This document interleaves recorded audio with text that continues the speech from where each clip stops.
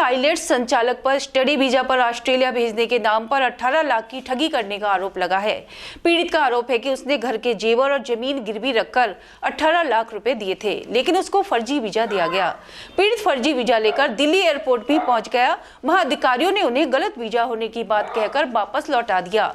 अपने साथ ठगी का पता चलते ही पीड़ित ने सीओ से शिकायत कर कार्रवाई की गुहार लगाई है।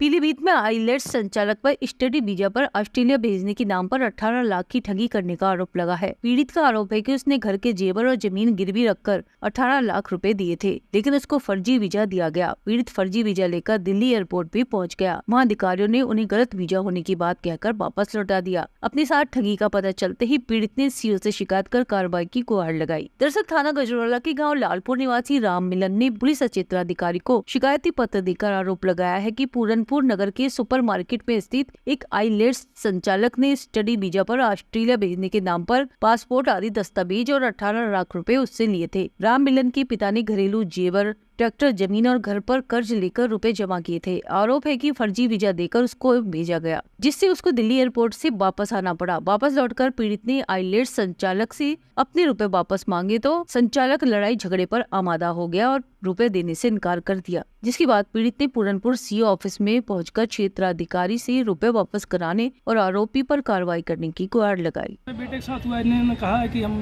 विदेश भेज देंगे पढ़ाई के लिए। हमने कहा ठीक है भेज दो। हमने पूछा खर्चा कितना, बोले 18 लाख आएगा लगभग। हमारे बेटे ने कहा पैसे दो, तो हमने कहा ठीक पैसे देंगे भाई।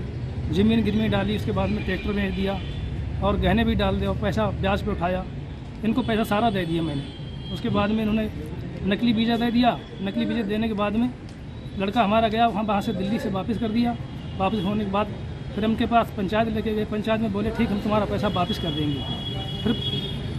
फिर दोबारा गए हम। इन्होंने कहा ठीक है पैसा अपना ले जाना। जब पैसे लेने के तो बाद में ये धमकी देने लगा, बोले तू भाग जा यहाँ से, नहीं तो पैसे नहीं देंगे तो जान से तुझे और तेरे बेटे को मार देंगे। सुखराज सिंह, मनराज सिंह, मनजोत सिंह, रेड लीफ है यहाँ पूरनपुर सुपरमार्केट में। हम यही सरकार से प्रार्थना करते हैं कि हमारा पैसा वापस मिल जाए, ताकि हम अपनी ज़मीन छुटा सकें और कर्जी पैसा उतार सकें। रेड लीफ वालों के हमने स्टडी वीज़े के लिए अप्लाई किया था, तो उन्होंने हमें खर्चा बताया 18 लाख खर्चा बताने के बाद मैंने अपने पिता से बात की कि मुझे अब ऑस्ट्रेलिया जाना है। तो पापा ने मेरे ज़मीन डाल के और ट्रैक्टर बेच के पैसे इकट्ठे किए। हमने पैसे सुखराज और मनराज को दे दिए। तो उसके बाद उन्होंने हमें इंग्लैंड का वीज़ा दिया। इंग्लैंड का वीज़े के लिए के बाद हमने टिकट कराए। टिकट कराने के बाद हम दिल्ली एयरपोर्ट पे गए, तो वहाँ हमें दिल्ली एयरपोर्ट पर रोक दिया गया। वो बोले तेरा वीज़ा लोकल है। लोकल वीज़ा होने के बाद उन्होंने हमें वापस कर दिया।